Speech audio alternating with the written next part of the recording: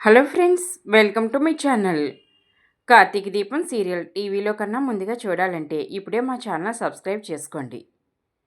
జ్యోత్స్న అయితే తనతో చేతులు కలపమని సూరజ్తో డీల్ మాట్లాడుతుంది. తెలివైనవాడు తన జీవితాన్ని మార్చే అవకాశాన్ని వదులుకోడు అనుకుంటున్నాను అంటుంది జ్యోత్స్న. నచ్చింది నీ డీల్ అంటాడు సూరజ్. నిన్ను ఎలా నమ్మాలి అంటుంది జ్యోత్స్న అనుమానంగా. ఇదిగో నా మొబైల్ తీసుకో, ఇందులో ఉన్న నీ వీడియోస్ అన్నీ డిలీట్ చేసుకో అంటూ తన ఫోన్ జ్యోత్స్నకి ఇస్తాడు సూరజ్. దాంతో సూరజ్ ఫోన్లో ఉన్న వీడియోస్ మొత్తం అన్నీ డిలీట్ చేస్తుంది జ్యోత్స్న. ఇప్పుడు నమ్మకం కుదిరిందా అని అడుగుతాడు సూరజ్. దాంతో వెంటనే జ్యోత్స్న అయితే కాలు మీద కాలు వేసుకుని పొగరుగా కూర్చుంటుంది. నమ్మకం కుదరకపోయినా ఇప్పుడు నువ్వు చేసేదేం లేదు అని అంటుంది జ్యోత్స్న. అంటే నాతో అవసరం లేదా అని అంటాడు సూరజ్. కావాలి, నేను ఏం చెప్తే అది చెయ్యాలి. నేను చెప్పింది నువ్వు వినాలి. హాయిగా పడుకో, నువ్వేం చెయ్యాలో మార్నింగ్ చెప్తాను అని అంటుంది జ్యోత్స్న. హలో బేబీ, సారీ చెప్పడం మర్చిపోయావు అని అంటాడు సూరజ్. సారీ చెప్పడం ఏమిటి? ఇప్పుడు నువ్వు నా పార్టీ కదా అని అంటుంది జ్యోత్స్న. అలా అని ఎవరు చెప్పారు? నేను ఎప్పుడు ఎవరి పార్టీ కాదు. నాకు నేనే సపరేట్ పార్టీ, అందులో నేనే ఉంటాను. నాకు నచ్చితేనే ఎవరి మాటైనా వింటాను అంటూ జ్యోత్స్నకు షాక్ ఇస్తాడు సూరజ్. నచ్చకపోయినా నువ్వు చేసేదేం లేదులే. నీ మొబైల్లో డేటా అంతా డిలీట్ చేశాను, నన్నేం చేయలేవు అంటుంది జ్యోత్స్న. అవునా, ఒకసారి అటు చూడమ్మా అంటూ మరో ఫోన్లో వీడియో రికార్డ్ కావడం చూపిస్తాడు సూరజ్. ఇక జ్యోత్స్న అయితే షాక్ అయిపోతుంది. నువ్వో ఫ్రాడ్ గాడివిరా అంటూ ఫోన్ తీసుకునేందుకు ట్రై చేస్తుంది జ్యోత్స్న. వెంటనే జ్యోత్స్నకు అందకుండా సూరజ్ ఫోన్ తీసుకుంటాడు. వీడియో డిలీట్ చేస్తావా లేదా అని అంటుంది జ్యోత్స్న. ఇందులో డిలీట్ చేసిన నీకు సంబంధించిన వీడియోస్ నా దగ్గర సేఫ్గా ఉన్నాయమ్మా అని అంటాడు సూరజ్. ఇంత పెద్ద ఆఫర్ ఇచ్చినా ఇంకేంట్రా, ఆ దీప నీకు సాలరీ కూడా ఇవ్వట్లేదు అని అంటుంది జ్యోత్స్న. ఇచ్చినా నేను తీసుకునే రకాన్ని కూడా కాదు అని అంటాడు. నువ్వు నన్ను కొనలేవు బేబీ, ఎందుకంటే నేను మార్కెట్లో వస్తువును కాదు నన్ను కొనడానికి. నేను ఇలాగే ఉంటాను. ఏం చేసుకుంటావో చేసుకో, నాకు నిద్ర వస్తుంది, పడుకుంటాను. ఇదిగో ఈ విసనకర్ర తీసుకుని నాకు గాలి విసురు. గాలి ఆగిందో పెద్దాయన వీడియో పోతుంది అంటాడు సూరజ్. దీంతో కోపంతో రగిలిపోతూ గాలి విసురుతుంది జ్యోత్స్న. నచ్చావు బేబీ, ఐ లవ్ యూ అంటూ పడుకుంటాడు సూరజ్. దాంతో సూరజ్ ఫోన్ తీసుకుని ఇక అక్కడే ఉన్న బియ్యం డబ్బాలో పెట్టి బయట నుంచి లాక్ చేస్తుంది జ్యోత్స్న. ఫుడ్ డెలివరీ చేస్తావా? ఫుడ్ డెలివరీకి ఎలా వెళ్తావో నేను చూస్తాను. వీడియో డిలీట్ చేయనందుకు నేను నీకు ఇచ్చే పనిష్మెంట్ ఇంట్లోనే పడి చావరా అని వెళ్ళిపోతుంది జ్యోత్స్న.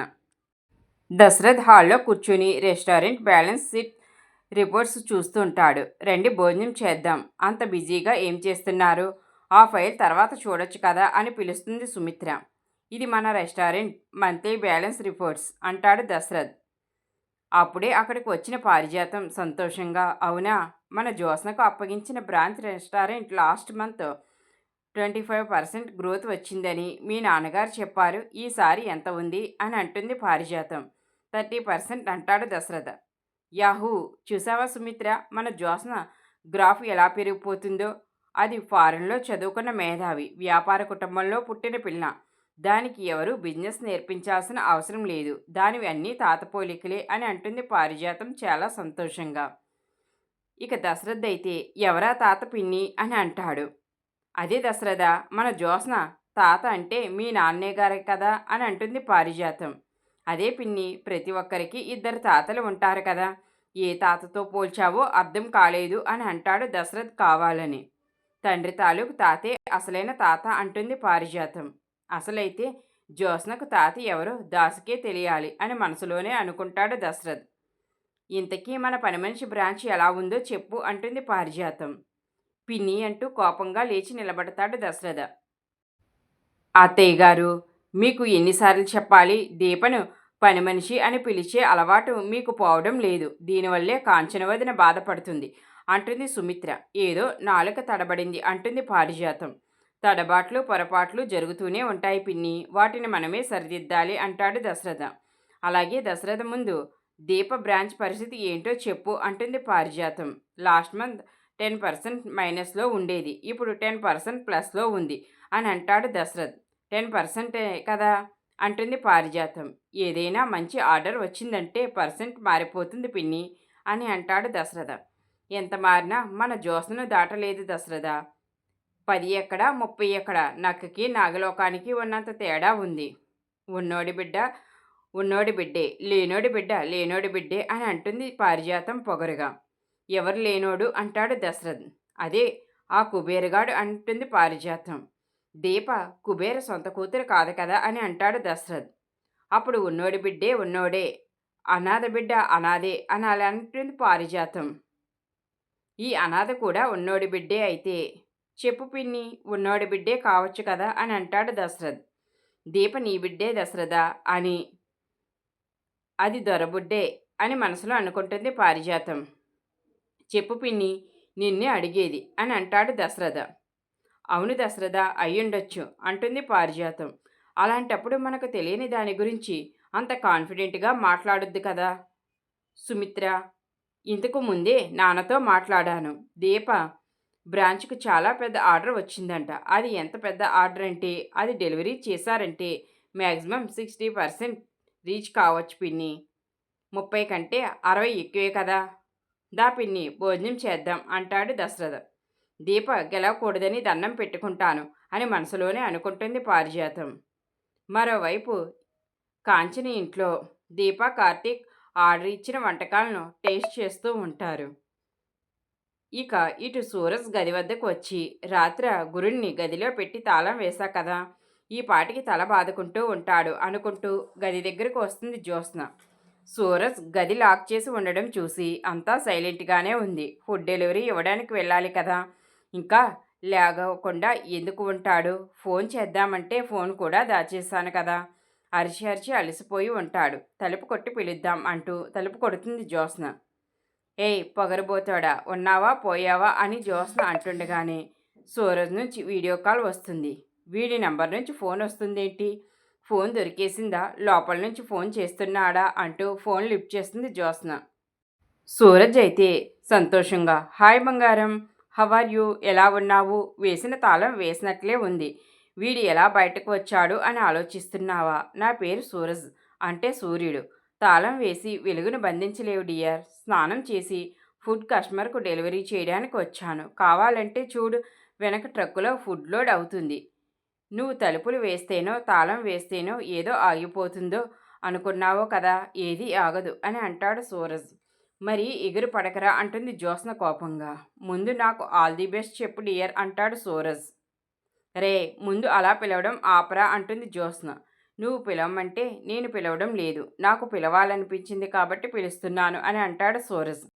నీకు తెగుల్రా, మందు వాడితే గాని తగ్గి చావదు అని అంటుంది Jyotsna.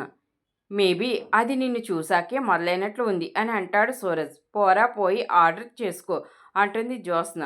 Thank you, all the best చెప్పినందుకు అంటాడు సూరజ్. నేను ఎప్పుడు చెప్పానురా అంటుంది జ్యోత్స్న. నువ్వు చెప్పినట్లు నేను ఫీల్ అయ్యాను, అందుకే థ్యాంక్స్ చెప్పాను. నాకు చెప్పినట్లు నువ్వు ఫీల్ అవ్వు, ఈ ఆలోచన నీకు రాదు అని. ఉంటాను డియర్, మనం ఆఫీస్లో కలుద్దాం, బాయ్ అంటూ ఫోన్ కట్ చేస్తాడు సూరజ్. మీ బ్యాచ్ అందరికీ పొగరు బాగా పెరిగిపోయింది. వీలైనంత తొందరలోనే మీ పొగర్లు దించి మీ అందరినీ తల వంచినట్లు చేయకపోతే నేను పారిజాతం మనవరాలనే కాదు అనుకుంటూ కోపంగా రగిలిపోతూ జ్యోత్స్న అక్కడి నుంచి వెళ్ళిపోతుంది. మరోవైపు ఫుడ్ ఆర్డర్ డెలివరీ చేయడానికి సూరజ్ వచ్చేసరికి ఇంటి ముందు ఎలాంటి హడావుడి కనిపించదు. దాంతో డోర్ కొట్టి ఇంట్లో వాళ్ళని బయటకు పిలుస్తాడు సూరజ్. మీరు ఆర్డర్ చేసిన ఫుడ్ డెలివరీ తీసుకొచ్చాము. డెలివరీ ఎక్కడ చేయమంటారు? ఇక్కడ లేక వేరే ప్లేస్ ఏమైనా అని అంటే ఇక ఆ భార్యాభర్తలు ఇద్దరూ సూరజ్తో, ఏంటి ఫుడ్ ఆర్డర్ ఇచ్చామా?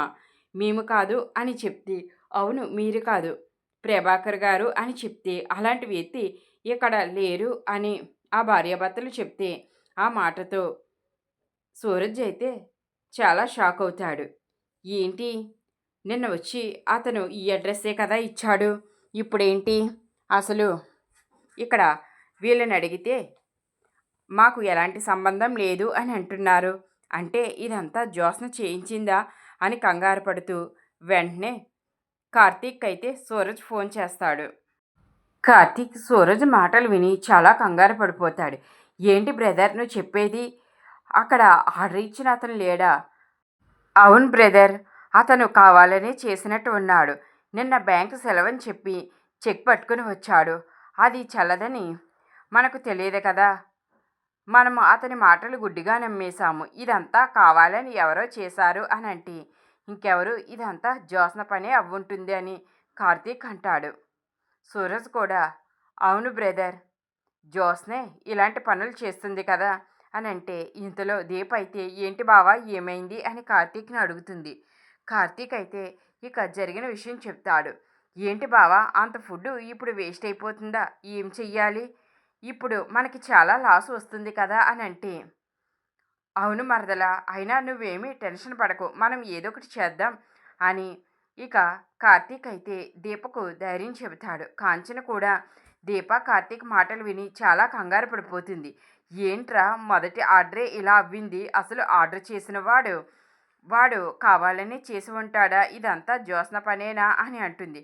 అమ్మా నువ్వేమీ కంగారు పడకు, ఇది ఎవరు చేసినా సరే వాళ్ళకి తగిన బుద్ధి నేను చెబుతాను. అయినా ఇప్పుడు ఈ ఫుడ్ ఏం చేద్దాం బావా అని కార్తీక్ని దీప అడుగుతుంది.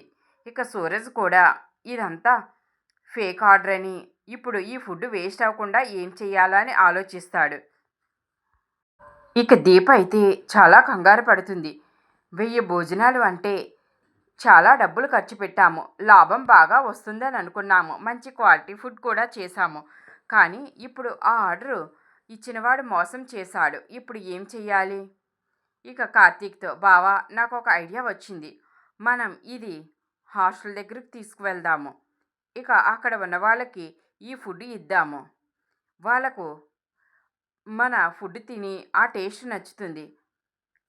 ఇక ఇలాగా మనకు కొంచెం డబ్బు కూడా కవర్ అవుతుంది అని చెప్పడంతో కార్తీక్ కూడా నీ ఆలోచన బాగానే ఉంది, కానీ ఇప్పటికిప్పుడు మనం ఫుడ్ పట్టుకెళ్ళి వాళ్ళని తీసుకోమంటే వాళ్ళు తీసుకుంటారా అని అంటారు. సూరజ్ దానికి ఒక ఉపాయం ఉంది అని చెబుతాడు. ఏంటి బ్రదర్ అని కార్తీక్ అడుగుతాడు. ఇక సూరజ్ అయితే తనకు తెలిసిన ఉపాయం గురించి కార్తీక్తో చెప్తాడు. కార్తీక్ అయితే సూరజ్ తెలివితేటలను మెచ్చుకుని అభినందిస్తాడు. ఈ వీడియో నచ్చితే లైక్, షేర్, కామెంట్ చేయండి. ఇలాంటి మరికొన్ని వీడియోస్ కోసం మా ఛానల్ ఇప్పుడే సబ్స్క్రైబ్ చేసుకోండి. Thanks for watching.